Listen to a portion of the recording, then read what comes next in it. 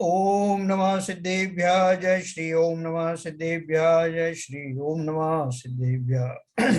मंगलम भगवान वीरो मंगलम गौतमो गणि मंगलम कुंद कुंदाद्यो जैन धर्मोस्तु मंगलम सर्व मंगल मांगल्यम सर्व कल्याण कारकम प्रधानम सर्वधर्माणां जैनम जयतु शासनम जैनम जयतु शासनम जैनम जयतु शासनम। देखिए हमारा प्रकरण चल रहा है पंचलब्धि, डॉक्टर उज्ज्वला शाह, और हमारा मुख्य विषय चल रहा था छह उपशम ज्ञान का और सर्वघाती देशघाती प्रकृतियों का। तो अभी शुरू करने से पहले मैं आपको एक चीज बताऊं कि अभी काफी लोगों ने कल एक फीडबैक दिया, जो हमारे श्रोता लोग हैं उन्होंने बहुत सारा उन लोगों ने एक फीडबैक दिया कि ये जो जो कुछ हम पढ़ रहे हैं उसमें क्या होता है कि जैसे हमारा डिस्कशन बहुत लंबा खिंच जाता है कई बार। अभी परसों को रोज 7 तारीख को ऐसा हुआ, तो उससे लोग जो है वो बड़े परेशान हो जाते हैं। दूसरा क्या है कि वो ये चाहते हैं कि जैसे हमने तीसरी 3 लाइन पढ़ी, 2 लाइन पढ़ी और तुरंत प्रश्न खड़े हो जाते हैं, तो उसमें वो आगे नहीं बढ़ पाता मामला। तो एक तो जैसा अपन ने पहले अरेंजमेंट किया था कि थोड़ा सा पढ़ने के बाद में तब अनम्यूट करें, जब किसी को क्वेश्चन पूछना हो तो पूछ सकें। एक तो ये अरेंजमेंट अपन आज से चालू करने वाले हैं। और दूसरा उन्होंने बोला कि जो भी प्रश्न जो कोई पूछता है उसका जो है मुख्य उद्देश्य होता है कि वो मुख्य वक्ता से उत्तर चाहता है, लेकिन वो इतने लोग उत्तर देने लगते हैं तो उसका वो प्रश्न डाइल्यूट हो जाता है। तो बहुत लोगों ने मुझे फीडबैक दिया। आज मैं मंदिर भी गया था तो वहां भी कुछ लोग मिले, तो उन्होंने बोला हम ये चाहते हैं कि हमारे प्रश्न का जो उत्तर सिर्फ एक मुख्य वक्ता ही दे, और अगर आप उनमें से किसी से पूछना चाहें तो वो उनसे वो जवाब आप पूछ सकते हो, बाकी सब अपना अपना प्रश्न डायरेक्टली पूछे और कोई दूसरे लोग उसका आंसर ना करें। तो ये अपन आज से ये दोनों चीजें चालू करने वाले हैं, जिससे देखते हैं। पहले भी अपन ने किया था तो सक्सेसफुल रहा था, लोग बोल रहे थे पहले अच्छा चला, तो अभी अपन ट्राई करते हैं। वैसे तो क्या है, ये जो अभी पर्टिकुलर ये चैप्टर चल रहा है, इस चैप्टर में कुछ जो है शब्दावली ऐसी है कि जिन्हें समझने में थोड़ा टाइम लगता है। और अगर मैं लंबे लंबे पैराग्राफ पढ़ने के बाद आपसे पूछूंगा कि प्रश्न पूछो तो फिर आप भूल जाएंगे उसको। इसलिए यहाँ इस पर्टिकुलर चैप्टर में थोड़ा जल्दी जल्दी हम जो है वो क्वेश्चन के लिए वो अवसर देंगे। बाकी के जो आने वाले हैं वो अपन लंबे पढ़ सकते हैं आराम से। और प्रश्न का उत्तर जो भी प्रश्न पूछे वो डायरेक्ट मुझे हमसे पूछेगा, मैं डायरेक्ट दूंगा। अगर मुझे कुछ आप लोगों की हेल्प चाहिए होगी तो मैं जिसको बोलूंगा वो थोड़ा उसका एड्रेस करेगा। तो चलिए आज शुरू करेंगे अपन। जब मैं बोलूं आपको, अभी मैं अनम्यूट, वैसे म्यूट तो अनम्यूट आप कर सकते हैं, लेकिन जब मैं बोलूं तभी आप अनम्यूट करके प्रश्न पूछिए। यहाँ हमने पेज नंबर 50 के ऊपर में अपन बात कर रहे थे क्षयोपशम ज्ञान किसे कहते हैं। तो अपन क्षयोपशम का भली प्रकार अर्थ समझ गए, और उसकी परिभाषा शास्त्र में जो लिखी है वो अपनी जगह पे है, और उसको तो आप धीरे धीरे समझ जाएंगे। लेकिन कुल मिला के ज्ञान के क्षयोपशम जब हम बोलते हैं तो उसका सीधा सीधा अर्थ ये आता है कि ज्ञान का जितना जितना उघाड़ है उसको ज्ञान का क्षयोपशम कहते हैं, ये सिंपल शब्दों में। अब उघाड़ क्यों रहता है, सर्वघाती क्या होते हैं, देशघाती को आप समझ जाएंगे पढ़ते पढ़ते। तो इसमें हमने कल पढ़ा था इसलिए एक इंद्रिय से पंचेंद्रिय तक के जीवों को मति श्रुत ज्ञान तो उघाड़ रूप होता ही है, कोई भी जीव ज्ञान रहित नहीं होता, है ना। ये अपन ने 1 2 3 तीसरे नंबर का जो पैराग्राफ था उसकी लास्ट लाइन पढ़ी। इसलिए एक इंद्रिय से पंचेंद्रिय तक के जीवों को मति श्रुत ज्ञान तो उघाड़ रूप होता ही है, कोई भी जीव ज्ञान रहित नहीं होता। क्योंकि सबसे छोटा ज्ञान मति ज्ञान रहे और श्रुत ज्ञान है, जो सभी जीवों को होता है, भले ही उसकी इंटेंसिटी, उसका मात्रा कम ज्यादा हो। सूक्ष्म निगोदिया जीवों में भी ज्ञान का कुछ ना कुछ अंश प्रकट रहता ही है। हम पूछेंगे कि अभी अभी आपने अवधि ज्ञानावरण कर्म को देशघाती प्रकृति कहा था, तो हमें अवधि ज्ञान प्रकट क्यों नहीं है? क्योंकि अपन ने देशघाती का अर्थ क्या किया था कि जो सीधा ऑन ऑफ नहीं होता है, कुछ ना कुछ प्रकट रहता है। लेकिन किन को प्रकट रहता है उसका क्वालिफिकेशन है ना। सभी जीवों को तो अवधि ज्ञान होता नहीं, और जिन जीवों को अवधि ज्ञान होता है उसका कारण क्या है, और उनमें कम ज्यादा अवधि ज्ञान क्यों पाया जाता है, ये अपन पढ़ रहे हैं। उन्होंने बोला हमें हमें अवधि ज्ञान प्रकट नहीं है, यह हमारी योग्यता से प्रकट नहीं है, इसको पहले स्वीकार करो। अब रही कर्म की बात। किसी की आवाज आ रही है?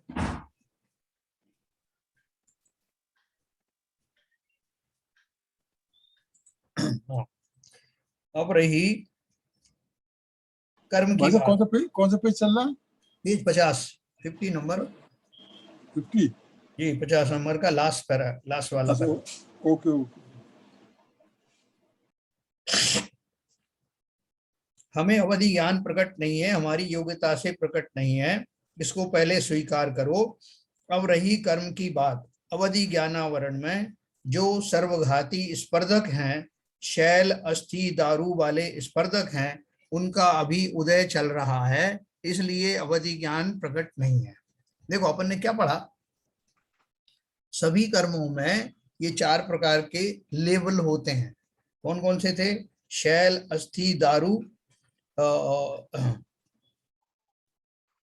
सर्वघाती जो स्पर्धक है उसमें शैल अस्थि दारू और लता। हाँ राइट। तो ये अपन ने जो पढ़े थे स्पर्धक, वो बोल रहे हैं हर एक जो आवरण है, अपन ज्ञान का जो विषय पढ़ रहे हैं, तो ज्ञान के विषय में अवधि ज्ञानावरण की अपन बात करें तो अवधि ज्ञानावरण में मतलब उस आवरण, अवधि के ऊपर आवरण डालने वाला जो कर्म है, उसके भी ये 4 स्टेजेस हैं। कौन कौन सी स्टेज हैं? शैल अस्थि दारू और लता। तो उनका अभी उदय चल रहा है। किसका उदय चल रहा है? हम लोगों का, जिन्हें अवधि ज्ञान नहीं है। हमारे पास वो चारों ही स्पर्धकों का उदय चल रहा है, इसलिए हमें एक भी नहीं है, इसलिए अवधि ज्ञान प्रकट नहीं है। यह हमारा औधिक अज्ञान है। औधिक माने हमारा कर्म का उदय ऐसा है, इसलिए हमें वो ज्ञान प्रकट नहीं हो रहा है। हमारे अंदर क्षमता तो है, स्वभावगत योग्यता तो है। औधिक का अर्थ क्या है? कर्मों का उदय होना। उसके कारण हमारा ये चारों प्रकार के जो स्पर्धक हैं वो हमारे अभी उदय में चल रहे हैं, इसलिए हमें अवधि ज्ञान नहीं है। अब जिन जीवों के अवधि ज्ञान प्रकट हैं, उनके शैल अस्थि और दारू दारू बहुभाग वाले स्पर्धकों का उदयाभावी क्षय है।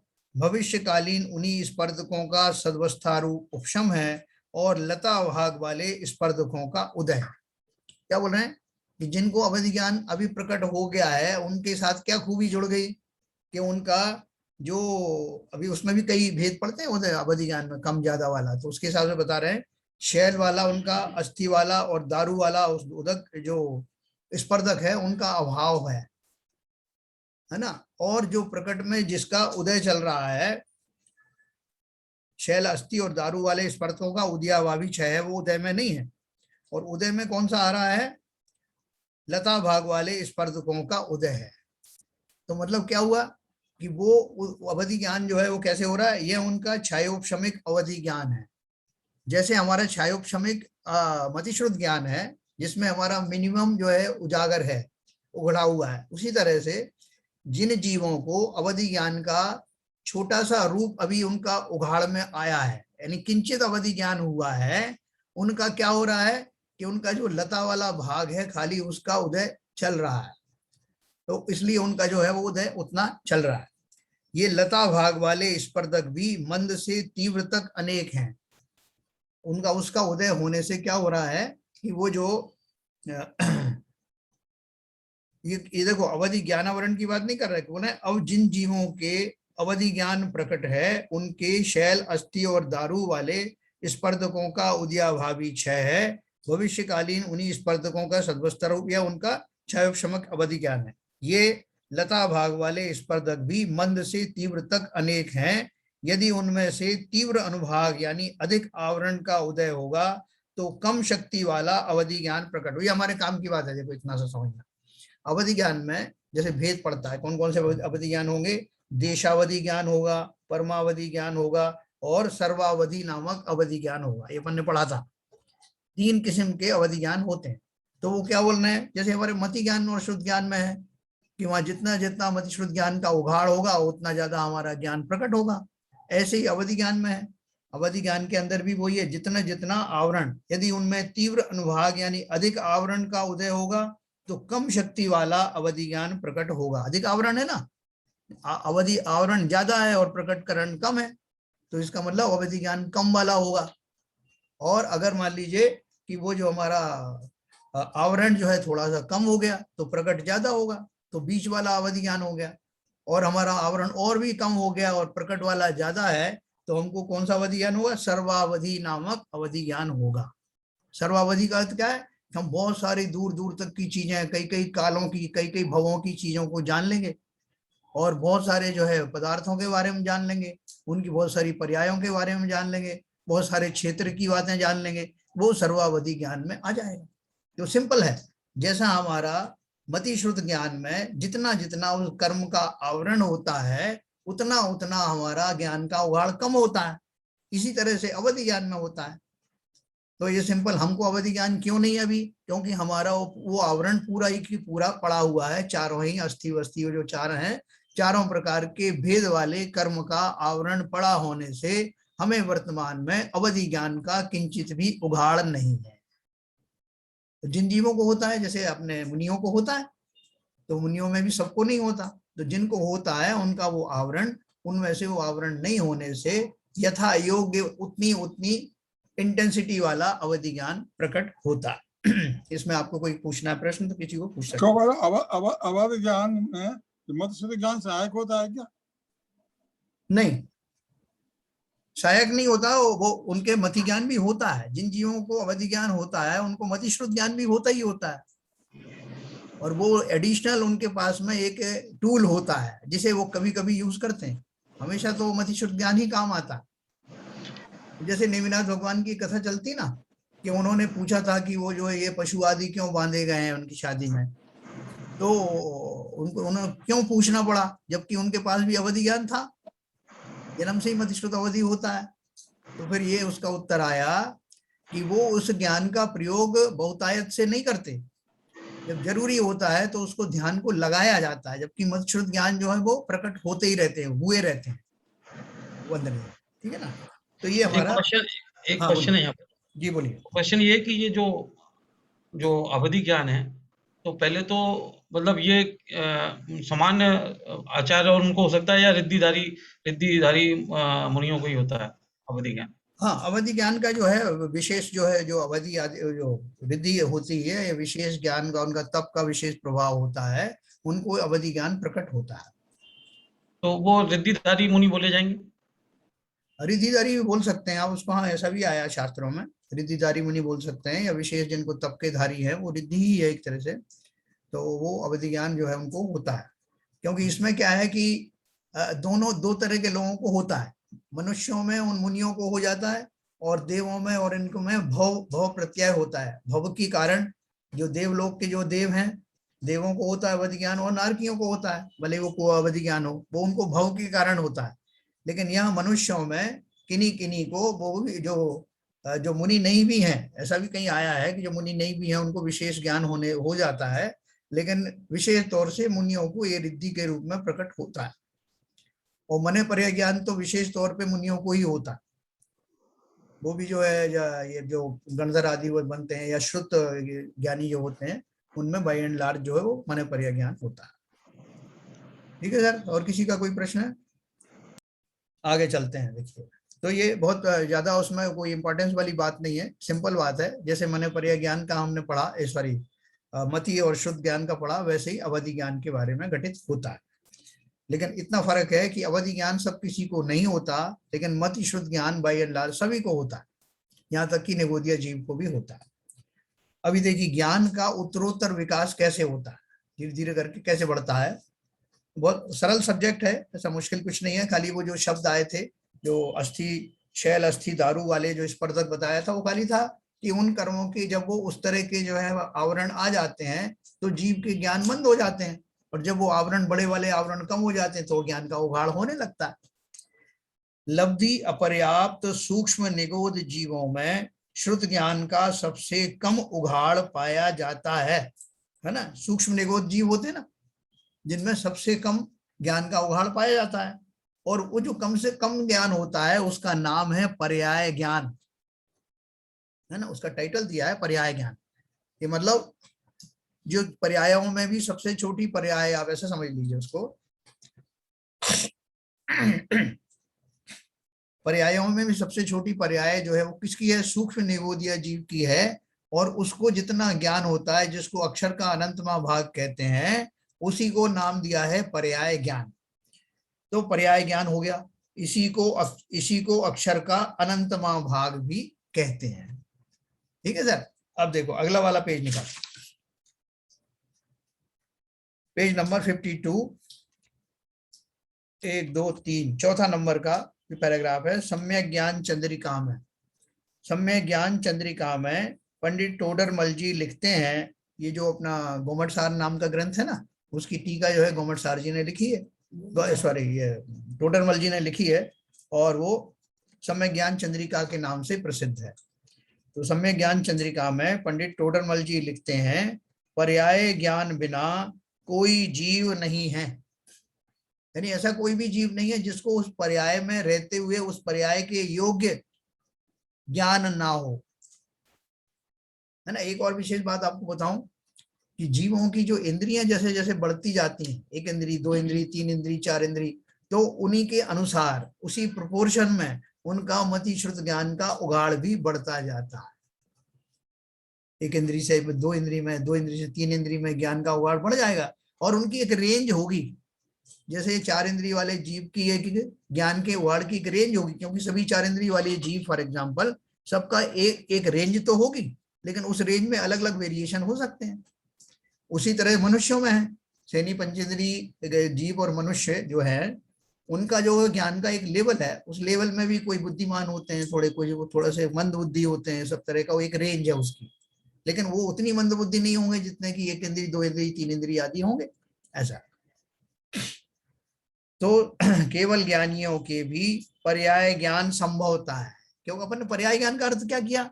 जो जिस पर्याय में है उसके अनुरूप होने वाले उसके ज्ञान को उस पर्याय का ज्ञान कहते हैं। तो केवल ज्ञानियों के भी पर्याय ज्ञान संभवता है। महाज्ञान में अल्प ज्ञान गर्भित जानना। केवल ज्ञान है तो उनको मति ज्ञान श्रुत ज्ञान है कि नहीं? बोले वो कहाँ लगता है, मति श्रुत ज्ञान सब उसमें समाहित हो गया। अवधि ज्ञान माने पर्याय ज्ञान सबका जो है राजा, जिसमें ज्ञान का एब्सोल्यूट उघाड़ है, तो इसलिए उसमें वो पर्याय ज्ञान भी समाहित है जो मनुष्यों में होता है। तो महाज्ञान में अल्प ज्ञान गर्भित जानना, केवली भगवान के छायोपशमिक ज्ञान नहीं होता। क्यों? हम लोग ही काफी हैं छायोपशमिक के लिए। उनका ज्ञान तो पूर्ण निरावरण ज्ञान है। जब केवल ज्ञान प्रकट होता है तब 5 ही ज्ञानावरण कर्मों का पूर्ण क्षय पाया जाता है। ये 5 ही ज्ञानावरण कर्म है ना, मति ज्ञानावरण, शुद्ध ज्ञानावरण, अवधि ज्ञानावरण, मने पर्याय ज्ञानावरण और केवल ज्ञानावरण, ये सारे आवरण निबट जाते हैं और कर्मों का पूर्ण क्षय ये वाले 5 हो जाता है। पहले गुण स्थान से 12वें गुण स्थान तक के जीवों को केवल ज्ञान नहीं है, यह उनका औदिक ज्ञान है ना, जिसमें कर्म। तो केवल ज्ञान का 6 से क्या मतलब है? केवल ज्ञान का भी 6 हो जाता है? नहीं, 5 ही ज्ञानावरण कर्म। 5 में केवल ज्ञान में आ गया ना? क्या बोल रहे हैं?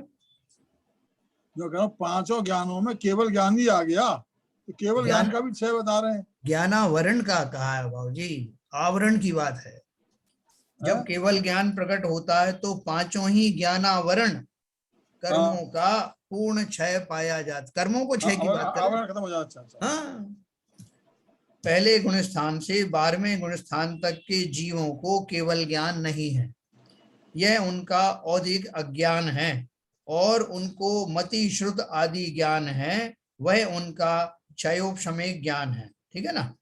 पहले गुण स्थान से 12वें गुण स्थान के जीवों को केवल ज्ञान नहीं है। देखो कितनी बड़ी बात आपको बताऊं मैं, ये मति श्रुत ज्ञान की रेंज कितनी लंबी चलती है। यानी निगोदिया जीव से लेकर के 12वें गुण स्थान तक के मुनिराज तक को मति श्रुत ज्ञान की उपस्थिति पाई जाती है। ये बात अलग है, उनकी रेंज अलग होती है, उगाड़ ज्यादा होता है, लेकिन जाति की अपेक्षा से उस ज्ञान की जाति मति श्रुत ज्ञान अवस्था से वो उनमें 12वें गुण स्थान तक पाया जाता है, और 12वें गुण स्थान के तुरंत बाद से वो छद्मस्थपना समाप्त होकर के मति श्रुत ज्ञान समाहित हो जाते हैं उस केवल ज्ञान में। उस 12वें गुण स्थान में बीच में मने पर्याय ज्ञान वाले भी हैं, गणधर आदि हैं, श्रुत केवली है, वो सब भी है ना, उनका ज्ञान भी उसमें समाहित हो गया। अवधि ज्ञानी है, उनका ज्ञान भी समाहित हो गया। केवल ज्ञान में सर्वस्व दिखाई देता है। किसी भी प्रकार का कोई भी आवरण शेष न रहने के कारण संसार का जितना भी द्रव्य है, जितने भी द्रव्य हैं, पदार्थ हैं, उनके तीनों काल की समस्त पर्यायों का एक साथ अवलोकन उनको होता है ना, इनका ज्ञान उनको होता है। तो ये ऐसा है हमारा अद्भुत केवल ज्ञान। और ये जो अपना बिल्कुल साइंटिफिक है ना, कि जैसे जैसे आवरण हटते जाते हैं, अपन जो कोई एक गिफ्ट कोई देता है तो गिफ्ट के ऊपर में बहुत सारे कवर चढ़ा देता, तो अपन एक एक कवर उहाड़ते जाते हैं और अपन उसके निकट पहुंच जाते हैं, जिसका जो कंटेंट उसमें भरा है उसके और निकट पहुंचने के लिए पहले की पैकिंग निकालेंगे, फिर दूसरे नंबर की पैकिंग निकालेंगे, और अंत में हम उस स्थान पर पहुंच जाते हैं। तो ये हमारे कर्मों का जो पैकिंग है, जो आवरण है, वो जब तक रहता है तब तक जीवों को उतना उतना अज्ञान मतलब ज्ञान का उगाड़ नहीं हो पाता। यहाँ एक बात समझ लो कि केवल ज्ञान आवरण प्रकृति सर्वघाती है, परंतु वह ज्ञान का संपूर्ण घात नहीं करती। हमारा केवल ज्ञान आवरण चल रहा है ना, उसका अर्थ क्या है कि हमें और ज्ञान तो हो सकते हैं लेकिन केवल ज्ञान नहीं होगा, बाकी ज्ञान है। तो केवल ज्ञान आवरण प्रकृति सर्वघाती है, परंतु वह ज्ञान का संपूर्ण घात नहीं करती, मात्र अपनी प्रतिपक्षी केवल ज्ञान का सर्वथा घात करती है। क्या करती हो कि उसके कारण जो केवल ज्ञान पर आवरण है, जैसा कि नाम से ही पता लग रहा है, तो केवल ज्ञान प्रकट नहीं होगा, बाकी ज्ञान नहीं प्रकट होंगे। कहां लिखा? वो सब प्रकट होंगे अपने हिसाब से।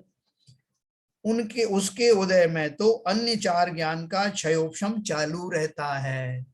अभी हमारी जो है ज्ञानावरण कर्म का उदय, केवल ज्ञानावरण कर्म का उदय चल रहा है, तो हमको केवल ज्ञान नहीं होगा। और हमारे क्या क्या जो है आवरण चल रहे हैं, मति ज्ञान, ये अपना मने पर्याय ज्ञान का आवरण चल रहा है, तो वो हमें प्रकट नहीं होगा। अवधि ज्ञान का आवरण हमारा चल रहा है, वो नहीं प्रकट होगा। लेकिन जिसका आवरण नहीं है, ऐसा मति श्रुत ज्ञान हमारा प्रकट है। तो उसी प्रकार स्त्यान गृद्धि और आदि, देखो दूसरा वाला समझना, ये ज्ञान का बहुत कुछ सिंपल समझ में आ गया आपको। अभी एक अपन समझेंगे दर्शन का। उसी प्रकार स्त्यान गृद्धि आदि 5 दर्शनावरण कर्म सर्वघाती हैं, परंतु वे दर्शन का संपूर्ण घात नहीं करते। उनका प्रतिपक्षी जो जागृत अवस्था, उसका पूर्ण घात करता है। देखो दर्शनावरण में क्या हो रहा है, स्त्यान गृद्धि आदि अपन ने 5 निद्राएं पढ़ी थी ना, 6 जितनी निद्राएं थी वो। स्त्यान गृद्धि आदि 5 दर्शनावरण कर्म सर्वघाती हैं, परंतु वे दर्शन का संपूर्ण घात नहीं करती। अपन ने वो बोला था चक्षु दर्शन, अचक्षु दर्शन, हाँ, और वो अवधि दर्शन आदि ये सब पढ़े थे ना। उसके साथ अपन ने ये पढ़ा था क्या बोलते हैं, स्त्यान गृद्धि, निद्रा निद्रा, प्रचला प्रचला, ये सारे जो पढ़े थे ना। तो वो कह रहे थे कि जब वो उसका उदय रहता है तो उनमें क्या होता है, 5 दर्शनावरण कर्म सर्वघाती हैं, परंतु वे दर्शन का संपूर्ण घात नहीं करते, पार्शियली उनका अवलोकन चलता रहता है। तो हमारा वो जो अवधि ज्ञान वर्ण है ना, अवधि ज्ञान का आवरण हमारे ऊपर, अवधि दर्शनावरण कर्म का उदय हमारा चल रहा है। केवल दर्शनावरण का उदय हो, जैसे ज्ञान का था ऐसे दर्शन का पड़ा हुआ है। लेकिन उदय में क्या है, हमारा प्रकट में क्या है, मति श्रुत ज्ञानावरण जो है वो हमारा नहीं है, तो हम वो दर्शन उतना अवलोकन करते हैं।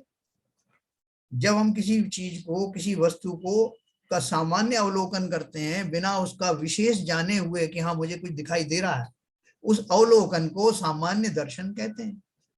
और वही जब हम ज्ञान के द्वारा, जो भी ज्ञान हमारे पास है उसके द्वारा उसका विश्लेषण करते हैं, तो वो हमारा ज्ञान में कन्वर्ट हो जाता है, वो ज्ञान हो जाता है, वो दर्शन था। दर्शन पूर्वक ही ज्ञान होता है। समस्त संसारी जीवों को जो ज्ञान होता है वो दर्शन पूर्वक ही होता है। सिर्फ एक केवल ज्ञानी को दर्शन और ज्ञान एक साथ होते हैं, ठीक है ना। तो खाली इतना ही बात कर रहे हैं कि हमारे भी जिन जिन प्रकृतियों का भी हमने पढ़ा, उनका जो है दर्शन का आवरण भी उसी तरह से पड़ा रहता है। अवधि दर्शनावरण होने से जब ज्ञान ही नहीं है तो वो दर्शन भी नहीं होगा।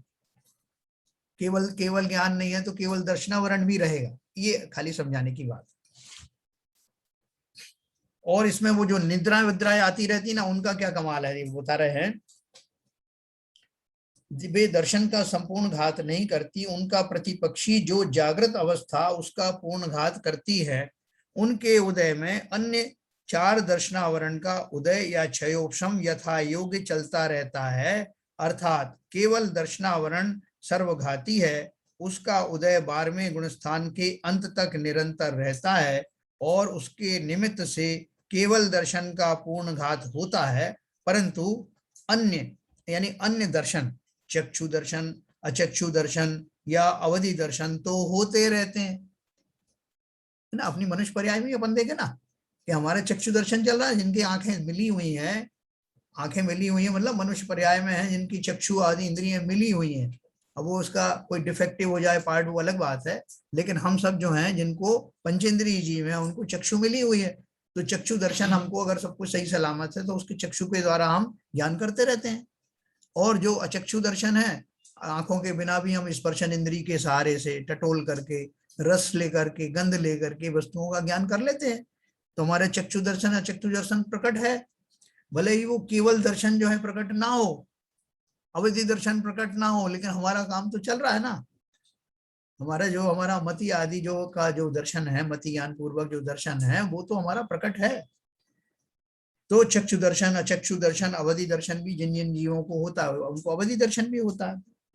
जागृत अवस्था में 4 दर्शनावरण का उदय रहता है और निद्रा अवस्था में 4 दर्शनावरण के साथ 5 निद्रा में से किसी एक निद्रा दर्शनावरण कर्म का उदय रहता है। अभी हम जागृत अवस्था में है ना, तो हमारे कौन कौन से जो है 4 दर्शनावरण का उदय रहेगा? केवल दर्शनावरण, चक्षु दर्शनावरण, अचक्षु चक्षु दर्शन का तो है, केवल दर्शनावरण और मन पर्याय ज्ञान का, जो मन पर्याय का भी नहीं होता है, अवधि का होता है। और देखो अभी मैं आपको बताता हूँ। तो जागृत अवस्था में 4 दर्शनावरण का उदय रहता है और निद्रा अवस्था में जो दर्शनावरण का जो उदय हमारा नहीं है, केवल दर्शनावरण हमारे अवधि दर्शनावरण है, वो हम जागृत हैं फिर भी उनका आवरण है, लेकिन उसके साथ नींद में जब सो जाते हैं तो एक दर्शनावरण कर्म और बढ़ जाता है। वो कौन सा बढ़ जाता है? वो निद्रा के कारण, इसमें से जो है ना स्त्यान वृद्धि और जो निद्रा निद्रा पिछला पिछला, उनमें से कोई एक निद्रा जो है उसमें समाहित हो जाती है, वो हमारा एडिशनल आवरण हो जाता है। इसलिए बोलते हैं जब हम ज्यादा नींद में रहते हैं, ज्यादा नींद का सहारा लेते हैं, तो हमको एक एडिशनल एक ऐसा आवरण हो जाता है जिसके कारण हमारा ज्ञान का व्यापार, दर्शन का व्यापार और मंद हो जाता है। इसलिए निद्रा कम से कम आए इसका उपाय करते हैं ज्ञानी लोग, जो निराज हैं, इसलिए वो भोजन आदि में उस तरह का जो है चीजें लेते हैं जिससे निद्रा ज्यादा ना आए, ज्यादा इस तरह का श्रम भी नहीं करते, और रात्रि के अंतिम पहर पर एक करवट से थोड़ी किंचित सोते हैं थकान मिटाने के लिए। तो इसलिए वो जो निद्रा है वो भी आवरण का एडिशनल काम करता है। अभी किसी को कोई प्रश्न हो तो पूछ सकते। मेरा एक प्रश्न है जैन साहब जी। आपने अवधि ज्ञान के ऊपर जो ज्ञानावरण के 3 वो बताए कि वो जो सेल और वज्र और वो तुम्हारा दारू, हाँ, इनका क्षय हो जाता है और केवल लता का उदय रहता है, उदय रहता है। तो ये तो इस दृष्टि से हुआ, मगर वैसे देखा जाए तो ये जो जीव जितने ज्यादा गुण अवस्थाओं को धारण करेगा उनको ही अवधि ज्ञान होता है। जैसे 7वें गुण स्थान में जाके या 6वें गुण स्थान में जाके अवधि ज्ञान जो होता है। नहीं, गुण स्थान का से उसका डायरेक्ट लिंक नहीं अवधि ज्ञान का। अच्छा। ऐसा नहीं गुण स्थान वाले जैसे गुण स्थान बढ़ेंगे सबको अवधि ज्ञान होगा ही होगा, ऐसा जरूरी नहीं। अच्छा, तो वो उसका कोरिलेशन क्या है? मेरा यही प्रश्न है। हाँ, उनका आपने जो बताया पहले जब बताया था तो इस दिशा में आपने कुछ विवेचन किया था, ऐसा मेरे को ध्यान। वो मैं अभी आपको इतना संक्षेप में बताऊंगा, मुझे फिर से देखना पड़ेगा। नहीं, संक्षेप में बता दो। 6वें गुण स्थान में जो मुनिराज होते हैं, देखो उनको उन मुनिराज को जो अवधि ज्ञान होने की संभावनाएं रहती हैं, ज्यादातर रहती हैं। वैसे तो कहीं कहीं ये भी आया है कि जो चतुर्थ गुण स्थान वर्ती जीव हैं, जो मुनि नहीं भी हैं, उनको भी किंचित अवधि ज्ञान होता है, लेकिन विशेष रूप से मुनियों के जिनकी क्वालिफिकेशन है वो मुनियों के स्वरूप में जो रहते हैं उनमें अवधि ज्ञान होने की संभावनाएं रहती हैं, लेकिन सबको नहीं होती। उनका उस ज्ञानावरण कर्म का, उस जाति के आवरण का अभाव होता है। उनकी विशेष तप के प्रभाव से उनको इस तरह का जो अवधि ज्ञान प्रकट होता है। और भी अगर उसके डिटेल चाहिए तो मैं आपको कल बताऊंगा, ठीक है ना। नहीं तो मेरा कहने का मतलब मतलब जो नेट क्वेश्चन ये था, हाँ, कि अवधि ज्ञान प्राप्त करने के लिए किस तरह के पुरुषार्थ की जरूरत पड़ती है। हाँ, वो मैं आपको बताऊंगा। ठीक। तो ये सबको समझ में आया कि जो ये मिथ्या दृष्टि को भी अवधि ज्ञान हो सकता है क्या? नहीं, मिथ्या दृष्टि को नहीं होता अवधि ज्ञान। मिथ्या, अपन ने ये बात क्वेश्चन पहले भी आपने उठाया था, क्योंकि ये जो जितने ज्ञान अपन पढ़ रहे हैं इसमें भले ही सू ना लगा हो, लेकिन ये सब सम्यक दर्शन वाले ही हैं। ये मनुष्य गति के अंदर है, लेकिन ये देव गति में और नरक गति में तो मिथ्या दृष्टि हो जाए, सभी को होता है। वो तो होता है ना, फिर मैंने आपको बताया ना कि उसमें अपन सू और पू लगाते नहीं है, उससे बचते हैं। लेकिन हाँ। मिथ्या दृष्टि देव अगर है तो उनका जो अवधि दर्शन है, अवधि ज्ञान है, वो भी वास्तविक वैसा सु अवधि ज्ञान नहीं होगा। हाँ, नहीं होगा, लेकिन मतलब अवधि ज्ञान हो सकता है, मतलब अवधि होता ही है, वो तो भाव की अपेक्षा है, भाव प्रत्यय है ना, उनमें होगा ही होगा इनवेरिएबली। ठीक है। जन साहब एक क्वेश्चन और भी है इससे रिलेटेड थोड़ा, ये अवधि ज्ञान मनुष्य को नहीं है, मतलब सामान्य मनुष्य को नहीं है, जैसे मुनि जो जिनका गुण स्थान आ जाएगा 10वां 12वां आ जाएगा और जो करते हैं उनको होता है, तो उसका भी रीजनिंग तो कुछ ना कुछ है ही है इसके पीछे कि यदि अवधि ज्ञान हो जाए मनुष्य को तो उससे बहुत कुछ मतलब संसार में अस्त व्यस्त हो जाएगा बहुत सारी चीजें। तो ऐसा कुछ है रीजनिंग, मतलब कहीं आगम में कहीं ऐसा हाँ, दिया है देखिए, क्या उसका? बिल्कुल बिल्कुल बिल्कुल। देखिए ऐसा है कि एक तो पक्की बात यह है कि जो अवधि ज्ञान होगा वो, अगर मनुष्यों की बात करेंगे तो पहले सम्यक दृष्टि होना चाहिए, ये तो पक्की बात है। सम्यक दृष्टि होने से वो उसका मिसयूज करेगा नहीं, और जो उसका जो जिस जाति का अवधि ज्ञान होगा बहुत ज्यादा नहीं होता, वो उसका जो बहुत ज्यादा रेंज नहीं होती। लेकिन मुनि अवस्था में होने वाला अवधि ज्ञान की रेंज भी 3 रेंज होती है। 3 रेंज कौन कौन सी मैंने अभी आपको बताया था इसमें से कि सबसे पहला जो था कम शक्ति वाला अवधि ज्ञान, वो उसका नाम क्या था, देशावधि ज्ञान। देशावधि में ना पार्शियल अवधि ज्ञान, मतलब एक कुछ लिमिट, बहुत लिमिटेड अवधि ज्ञान। उसके बाद मैंने बताया था परमावधि ज्ञान, जिसमें और रेंज बढ़ जाती है, क्षेत्र अपेक्षा से भी, काल की अपेक्षा से, द्रव्यों की अपेक्षा से। और फिर तीसरा अवधि ज्ञान था सर्वोत्कृष्ट सर्वावधि। ऐसे 3 इसकी लेवल है, लेकिन ये सब मुनियों को ही होता है। तो जैसा आप कह रहे हैं कि वो उसका मिसयूज कर सकते हैं अवधि ज्ञान पूर्वक, तो मिसयूज करने वाले जो है कुअवधि ज्ञान के धारी होते हैं। सुअवधि वाले तो कोई उसको मिसयूज करने वाले होते नहीं। ठीक है ना। सही है, वो लॉजिक तो सही है। जी हाँ, जैसे अपन केवल ज्ञानी के लिए बोलते हैं ना, उनको पूरा सभी लोग, तीनों लोग दिखते हैं और सब दिखता है कौन कौन ने मेरे साथ कब कब क्या क्या किया था। तो चूंकि वो मोह से रहित हैं, उनको किसी से कोई मतलब नहीं है और सारी चीजें समझते हैं घटनाएं कैसे होती हैं, इसलिए उनको ऐसे भाव भी नहीं आते। उसी तरह से जो अवधि ज्ञान के धारी जो मुनिराज हैं, जो 3 मैंने प्रकार बताए हैं, उनको भी इस जाति के भाव नहीं होते। ठीक है सर। हाँ बिल्कुल। और किसी का कोई क्वेश्चन है, अपन आगे बढ़ेंगे। तो देखिए ये हमने पढ़ा केवल ज्ञानावरण के बारे में पढ़ा, हमने अवधि दर्शनावरण के बारे में पढ़ा। अभी थोड़ा सा इसमें बचा हुआ है कि बोल रहे हैं कर्मों का क्षय होकर, तीसरा पैराग्राफ 53 पेज पर, कर्मों का क्षय होकर शायिक भाव प्रकट होता है। देखो जो हमारे कर्म के कारण जो आवरण चल रहे थे ना, उनकी तरह से अभी हमारे पास कौन सा आ रहा था, हम बोलते हैं भाई साहब हमको क्षयोक्षम ज्ञान है। इसका अर्थ क्या है, ज्ञान पूरा प्रकट नहीं हुआ है, अर्थात वो कर्म जो है मेरे अभी उदय में पड़े हुए हैं, जिनके कारण मेरा ज्ञान अभी पूर्ण ज्ञान नहीं है। तो बोल रहे हैं कर्मों का क्षय होकर एक क्षयिक भाव प्रकट होता है। अपन ने वो भाव पढ़े थे ना, परम पारणमिक भाव आदि जो पढ़े थे, तो जो केवल ज्ञानी होते हैं उनका जो भाव रहता है, भाव का अर्थ क्या है, उनका बैकग्राउंड हमेशा कैसा रहता है। जिन जीवों को अभी केवल ज्ञान नहीं हुआ उनका क्षयोपशमिक भाव होता है, और जिनका जो है कर्मों का सर्वथा जो है क्षय हो जाता है, मोहादि कर्म निकल जाते हैं, ऐसे केवल ज्ञानियों को क्षयिक भाव होता है। कर्मों का क्षय होकर क्षयिक भाव प्रकट होता है, और क्षयोपशम होकर क्षयोपशमिक भाव प्रकट होता है। क्षयिक ज्ञान अर्थात केवल ज्ञान सर्वघाती और देशघाती दोनों ही प्रकार के ज्ञानावरण का क्षय होने पर प्रकट होता है। ये अपन ने पहले पढ़ा कि जब केवल ज्ञान होता है तो वो उनका जो ज्ञान है वो कैसा होता है, क्षयिक ज्ञान होता है। जिस केवल ज्ञान को क्षयिक ज्ञान कहते हैं। क्यों कहते हैं? क्योंकि समस्त कर्मों का, उस जाति के कर्मों का जिनने अभाव कर लिया है, सत्ता में से ही निकल गए हैं, ऐसे आवरणों के निकलने के बाद जो परमानेंटली जो है प्रकट में आ गया है, ऐसा ज्ञान, ऐसा केवल ज्ञान रूपी जो भाव है उसको क्षयिक भाव कहा। अब कोई आवरण नहीं बचे, जो कर्मों के कारण हो सकते थे अब कर्म बचे ही नहीं वो वाले, उस जाति के सत्ता में से निकल गए।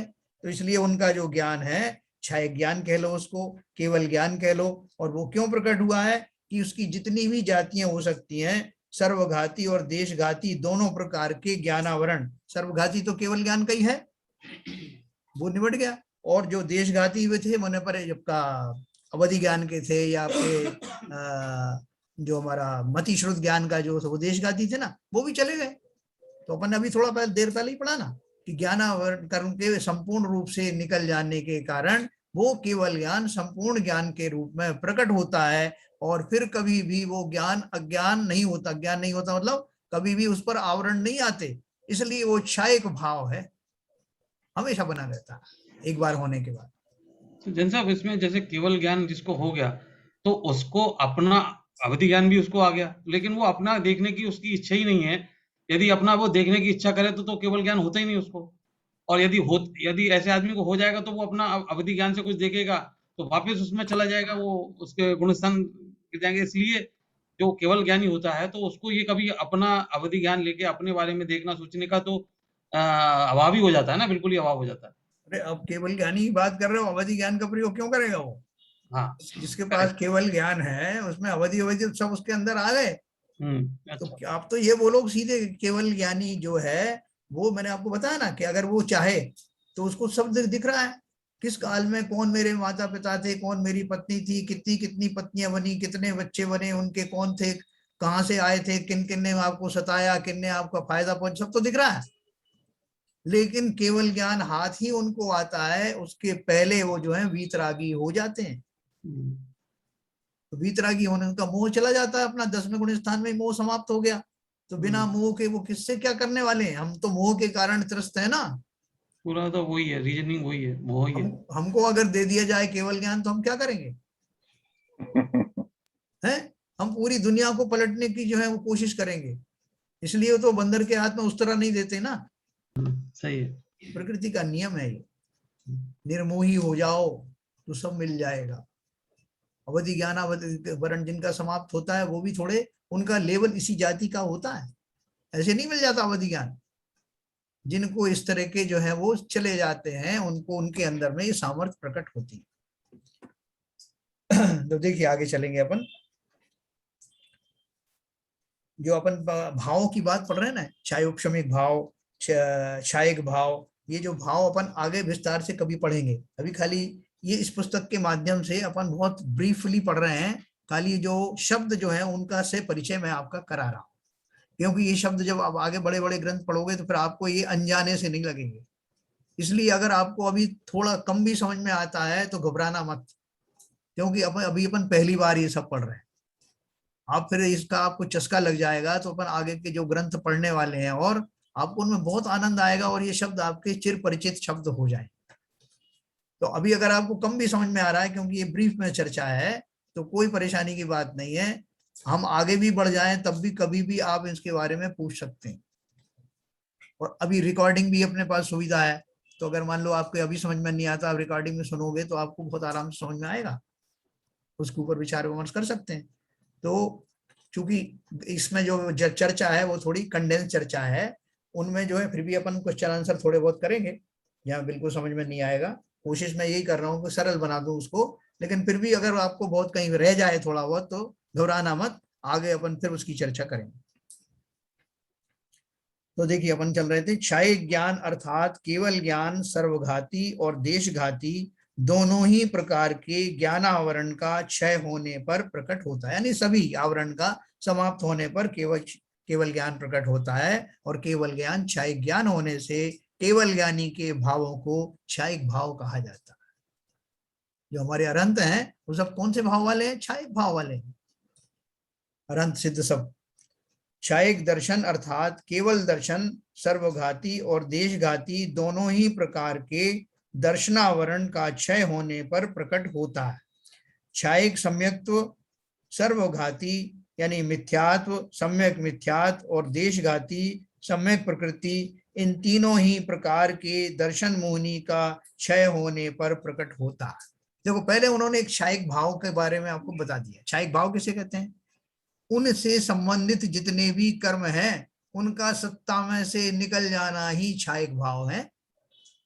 और उनका अलग अलग डायरेक्शन में दिया कि अगर ज्ञान के मामले में क्षयिक लगाओगे तो वो सारे आवरण जो ज्ञानों पर पड़ते थे उनका अभाव होते ही ज्ञान क्षयिक ज्ञान बन जाता है। फिर उसके बाद उन्होंने बोला कि इसी तरह से क्षयिक सम्यक का आप बात करेंगे, क्षयिक दर्शन का भी समझ में आ गया अपने। फिर क्षयिक सम्यक की बात करते हैं। अपन ने सम्यक 3 तरह का पढ़ा ना, औपशमिक सम्यक, क्षयोपशमिक सम्यक और क्षयिक सम्यक। तो यही वाला जो है फार्मूला उन पे लगा देना। कैसे लगा देना? क्षयिक सम्यक तो किसे कहेंगे?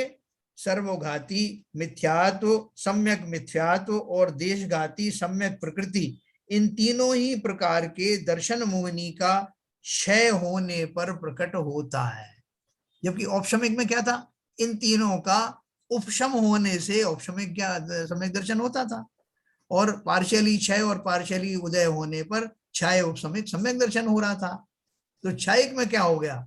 इन सब का सत्ता से ही निकल करके जो सम्यक दर्शन होता है, जो सच्ची श्रद्धा होती है, जिसके बाद फिर खोटी श्रद्धा होती ही नहीं है, ऐसी श्रद्धा को सम्यक श्रद्धा या क्षयिक सम्यक ज्ञान कहते हैं, क्षयिक सम्यक दर्शन कहते हैं। अब देखिए उसमें क्या हो गया, हमारा दर्शन मोहिनी कर्म पूरा चला गया, जिसके कारण हमको वो सम्यक दर्शन प्राप्त हुआ। क्षयिक चारित्र की बात करें, दर्शन ज्ञान चारित्र ना, 3 रत्न है ना हमारे, सम्यक दर्शन, सम्यक ज्ञान, सम्यक चारित्र। तो सम्यक चारित्र में क्या हो जाएगा क्षयिक होने पे?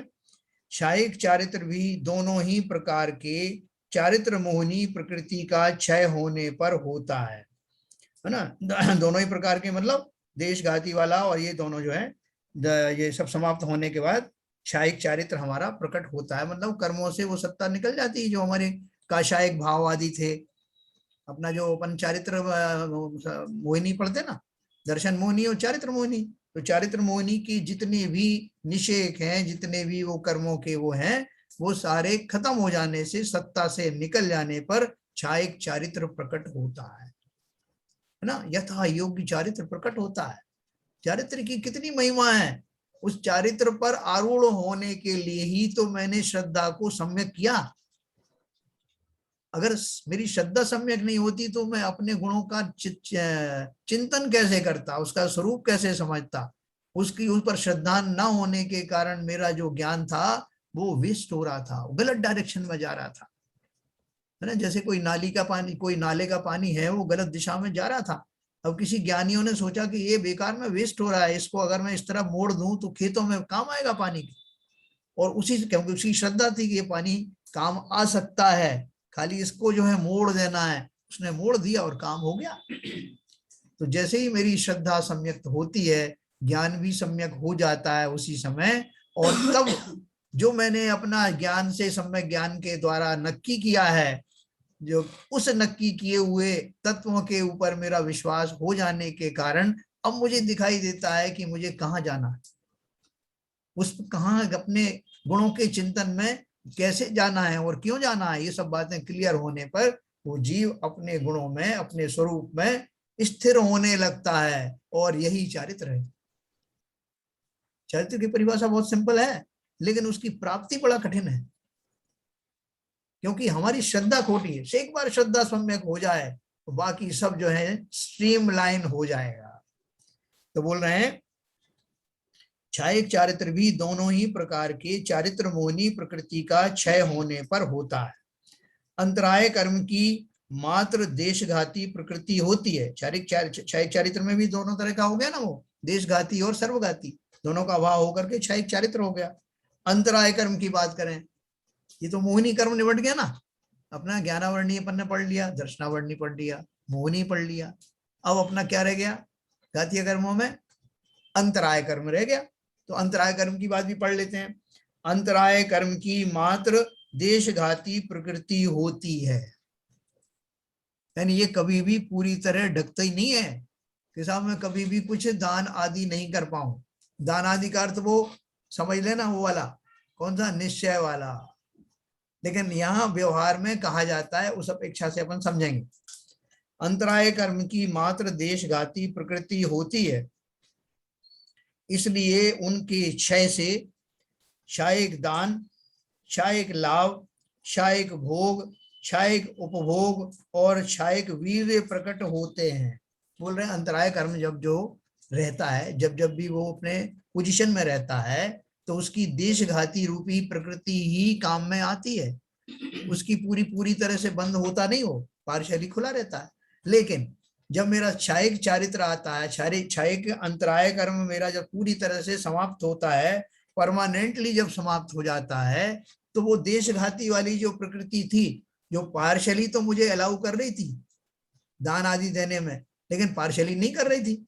लेकिन जब मेरा अंतराय कर्म का वो पूरी तरह से नाश हुआ, तो पार्शियली होने वाला अवरोध भी समाप्त हो गया। जो थोड़ा बहुत अवरोध था वो भी चला गया। अब मैं पूर्ण स्वतंत्र हो गया। किसके लिए स्वतंत्र हो गया? दान देने के लिए। कौन सा दान मैं भी बताऊं? क्षयिक दान, क्षयिक लाभ, क्षयिक भोग, क्षयिक उपभोग और क्षयिक वीर्य प्रकट होते हैं। अर्थात अब ये मेरे से कोई छीन नहीं सकता। ये मेरी जो क्वालिटी है वो आ गई।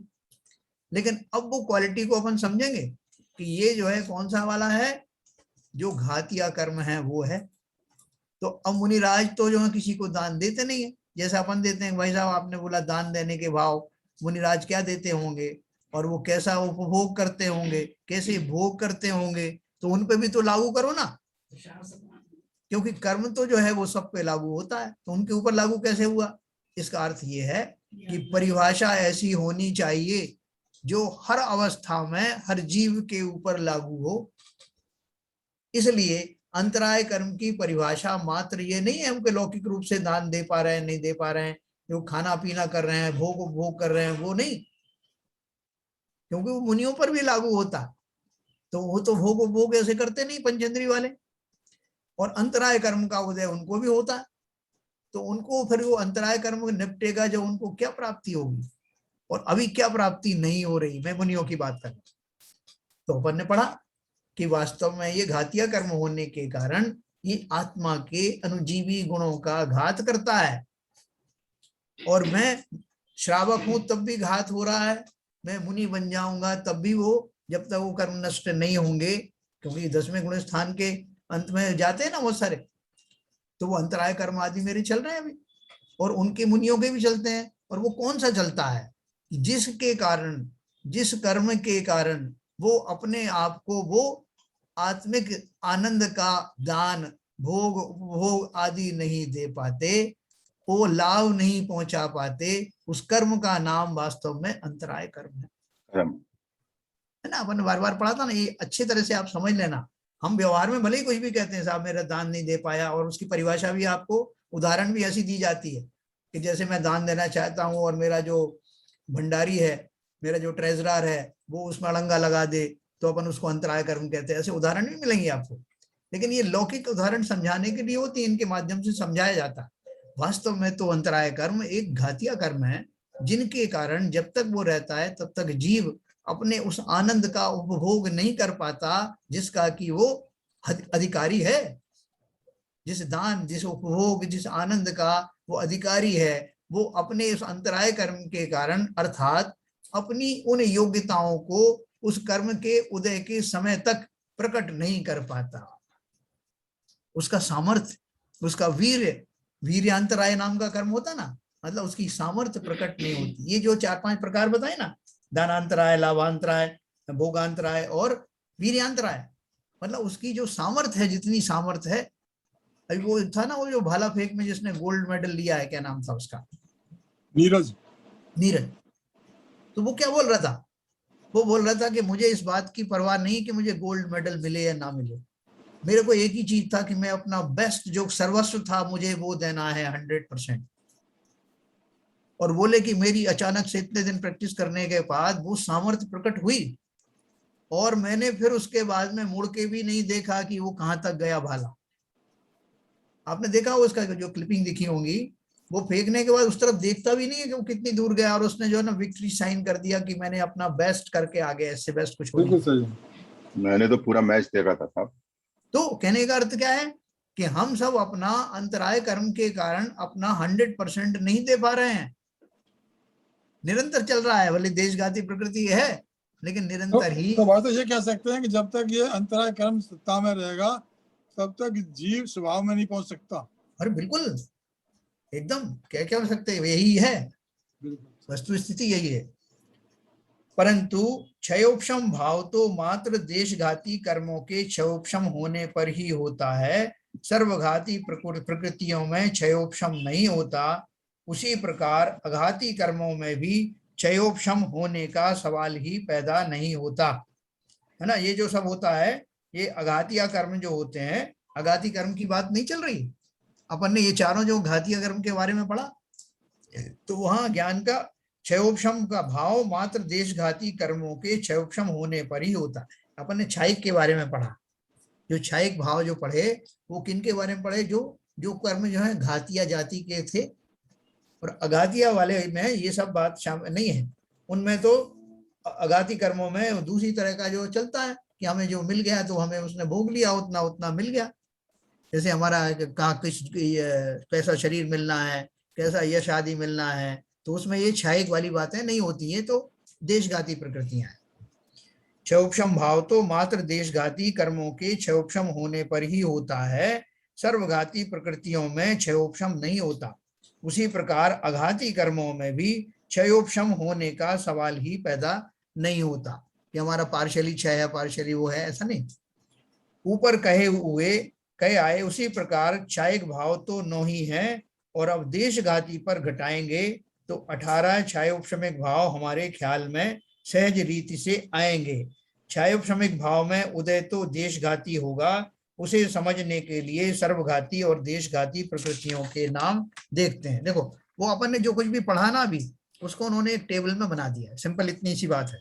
तो अभी जो कुछ मैंने कहा उसके ऊपर ध्यान मत दो। अब ये टेबल देखिए पेज 54 पर। 54 में इन्होंने देखो 3 उसमें टेबल में वो बनाया है, मूल प्रकृति, सर्वघाती प्रकृति और देशघाती प्रकृति। देशघाती का मतलब क्या है? जो पार्शियली उनका घात करती है। देखो सबसे पहले ज्ञानावरण, तो उसमें सर्वघाती प्रकृति क्या है? केवल ज्ञानावरण। ज्ञान एक मूल चीज है ना, और उसका जो है अलग अलग विश्लेषण करना, कौन सा ज्ञान है, अवधि ज्ञान है, मने पर्याय ज्ञान है, या मति शुद्ध ज्ञान है, या केवल ज्ञान है, ये उसकी जो है स्पेसिफिक पर्याय है। तो ज्ञानावरण मूल प्रकृति है, उसकी सर्वघाती प्रकृति का नाम है केवल ज्ञानावरण, और उसकी देशघाती प्रकृति का नाम कौन सा है? ज्ञान का कौन कौन सी है? मति ज्ञानावरण, श्रुत ज्ञानावरण, अवधि ज्ञानावरण और मने पर्याय ज्ञानावरण। ये ज्ञान रूपी गुण के या ज्ञान के आवरण के ऊपर होने वाली प्रकृतियों में जो पार्शियली उघाड़ वाली रहती हैं वो ये 5 हैं, और जो बिल्कुल नहीं रहती, हीरो या जीरो वाली, वो केवल ज्ञानावरण है, सर्वघाती। उसी तरह दूसरी दर्शनावरण में देखें तो केवल दर्शनावरण सर्वघाती वाली है, और ये स्त्यान वृद्धि, निद्रा निद्रा, प्रचला प्रचला, निद्रा और प्रचला, ये सब कौन सी किसमें आती हैं? दर्शनावरण की सर्वघाती प्रकृतियां हैं। यानी जब इनका उदय रहता है तब वो उनका दर्शनावरण पूरी तरह से बना रहता है। लेकिन इनमें जो पार्शियली खुला रहता है वो कौन सा रहता है? चक्षु दर्शनावरण, मैं आंखों से देख पाता हूं, और अचक्षु दर्शनावरण, बाकी इंद्रियों से भी कुछ ना कुछ देख समझ पाता हूं, और अवधि दर्शनावरण। ये जो है दर्शनावरण की ऐसी प्रकृतियां हैं जो पार्टली जो है उनको खुला रखने देती हैं, आवरण पार्टली ही बना रहता है, पूरा नहीं बना रहता। इसका देशघाती प्रकृति का ये अर्थ है।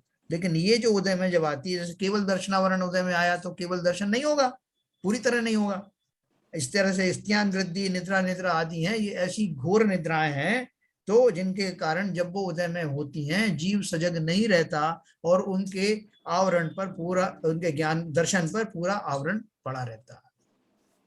ये टेबल आपके पास रहेगी तो इसको आप बाद में भी देख सकते हैं और रिकॉर्डिंग में भी सुन सकते हैं। तीसरा है मोहिनी, दर्शन मोहिनी, चारित्र मोहिनी। दर्शन मोहिनी जो मोहिनी कर्म है वो कैसा है, मूल प्रकृति नाम है उसका मोहिनी, और उसके दो भेद हैं, दर्शन मोहिनी और चारित्र मोहिनी। अब दर्शन मोहिनी में से कौन सी प्रकृति ऐसी है जो सर्वघाती वाली हैं, वो है मिथ्यात्व और सम्यक मिथ्यात्व। खाली दो प्रकृतियां हैं, तीन प्रकृति अपन ने पढ़ी थी ना, मिथ्यात्व की तीन प्रकृतियां थी, उनमें से दो तो जो है ये सर्वघाती प्रकृतियां हैं। यानी अगर मिथ्यात्व है तो सम्यक तो नहीं होगा, 100% नहीं होगा, या सम्यक मिथ्यात्व है मिश्र गुण स्थान है तब भी सम्यक नहीं होगा। तो कौन सा रहेगा आपका, अगर सम्यक प्रकृति उदय में है तो छायो सम्यक सम्यक तो हो जाएगा, है ना, अपन ने पढ़ा था। तो ये देशघाती में सम्यक प्रकृति है। अच्छी तरह चारित्र मोहिनी में आ जाओ, तो चारित्र मोहिनी जो नाम का जो मूल प्रकृति है उसमें सर्वघाती वाले कौन कौन सी चीजें, अनंतानुबंधी, अनंतानुबंधी, क्रोध मान माया लोभ, ऐसी चार चौकड़ियां ये जो है ये सर्वघाती हैं कि जब तक ये रहेंगे सम्यक दर्शन नहीं होगा। इसी तरह से अप्रत्यख्यानावरण की चार हैं, जब तक ये रहेंगी मैं अनुव्रत धारण नहीं कर पाऊंगा। नीचे प्रत्यख्यानावरण की चार हैं, जब तक ये रहेंगे मैं मुनि नहीं बन सकता। तो ये कैसी किस जाति की है, सर्वघाती की हैं, अर्थात जिस पर्पस के लिए ये बनी हुई थी वो पर्पस मेरा सर्व नहीं हो पा रहा है, पूरा ही नहीं हो पाएगा। लेकिन इसमें से कौन सी ऐसी हैं जो कि पार्शली मेरा काम होने देती हैं, जैसे संजुलन की कषाय है। संजुलन में क्या हो रहा है कि मेरे व्रत नियम संयम भी चल रहे हैं और यथाख्यात जो चारित्र है उसकी प्राप्ति भी धीरे धीरे करके हो जाती, उसमें रुकता नहीं। और इसी तरह से जो नौ कषाय है वो भी देशघाती में आती, हास्य रति अरति ये सब है ना, शोक शोक और जुगुप्सा आदि, ये जो है नौ कषाय ये देशघाती रूप में आती है। इन कषायों से किंचित कषाय है ना, नौ कषाय, इनसे आपके जीवों का उतना भारी नुकसान वैसा नहीं होता जैसा कि ये सर्वघाती वाली जो प्रकृतियां बताई हैं, जो घोर हमारे कषाय हैं उनके कारण जो है उसमें नौ कषाय में नहीं होता। और चौथा है अंतराय कर्म। अंतराय में जो सर्वघाती प्रकृतियां हैं वो नहीं है, सीधे सीधे देशघाती प्रकृतियां, जैसे अपन ने अभी पढ़ा, दानांतराय, लाभांतराय, भोगांतराय, उपभोगांतराय, वीरांतराय। तो ये देशघाती प्रकृतियां पार्शली मैं अभी भी अपनी आत्मा का कुछ ना कुछ भला कर पा रहा हूँ, पार्शली है ना, 100% तो नहीं कर पा रहा, लेकिन हाँ पार्शली खुला हुआ है। जब भी इवन मैं अपने जो श्रावक अवस्था में भी बहुत कुछ करता हूँ, मुझे वो आनंद की प्राप्ति होने लगती है, श्रावक अवस्था में ही तो मैं सम्यक दर्शन प्राप्त कर लेता हूँ चौथे गुण स्थान में। तो इसलिए वो देशघाती की कैटेगरी में आती। ठीक है, अब देखो मैं इसके बारे में कल आपको थोड़ा सा और बताऊंगा। ये खाली 2-3 पेज हैं जो थोड़े आपको कठिन लगेंगे, एक पेज और है बस, वो इसको मैं फिर से आपको चर्चा करूंगा कल, और आपको कोशिश करूंगा कि जितना और सरल हो जाए। और इसमें घबराने की बिल्कुल जरूरत नहीं, क्योंकि आगे आकर के ये जो शब्द हमारे कान में पड़े हैं ये हमारे बहुत सहायक होकर के आएंगे, और वहां भी नहीं आएंगे तो अपन चर्चा करेंगे, कोई तो ये दिक्कत तो नहीं। चार्ट ही बहुत बढ़िया है, ये चार्ट तो प्रिंट करके लगा सकते हैं इसमें। हाँ, चार्ट में बिल्कुल क्लैरिटी आ गई है ना, तो इसलिए ये चार्ट आप देखना। और देखो जो अपन रिकॉर्डिंग करते हैं, मैंने देखा कि कोई उसको सुनता ही नहीं है। अपन इतनी मेहनत के साथ रोज रिकॉर्डिंग करते हैं, उसमें वो एक एक करके अगर आप सुनोगे तो आपने ही क्या प्रश्न पूछे थे उनकी क्लैरिटी आपको आएगी, और उन प्रश्न में क्या पूछा जा सकता था या उत्तर क्या आया था। अगर अपन सुनेंगे नहीं तो उसका कुछ फायदा नहीं ना। तो कम से कम अगर 1 घंटे नहीं तो जहां जहां आपने प्रश्न करे हैं वो तो सुनो। उसमें आप देखो वो जो इसमें यूट्यूब के ऊपर में जितने आते हैं ना व्यूज आते हैं, और सबके व्यूज लाखों में आते हैं, जिन्हें देखा है जिन्होंने, और हमारे कितने आते, दो लोगों ने देखा। तो वो सुविधा हम जो है उसका अवेल नहीं कर रहे हैं, तो इसलिए वो सब करना। और इसको दोबारा से पुस्तक में अपन कल फिर से पढ़ेंगे तो और समझ में आएगा। ठीक है, जिनवाणी स्तुति करेंगे।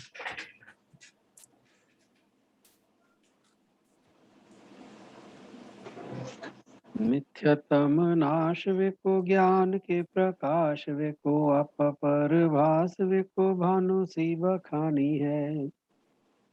छेहो द्रव्य जानवे को बंध विधि भानवे को स्वपर पिछानवे को परम प्रमाणी है। अनुभव बताए वे को जीव के जताए वे को काहू न सताए वे को भव्य और आनी है। जहाँ तहाँ तार वे को पार के उतार वे को सुख विस्तार वे को यही जिन वाणी है। हे जिन वाणी भारती तो है जपू दिन रैन, जो तेरी शरणा गए सो पावे सुख चैन। जिन वाणी के ज्ञान से सूझे लोकालोक, सो वाणी मस्तक नमो सदा देते हैं धोख, सदा देते हैं धोख। जिन वाणी माता की जय। जय। जय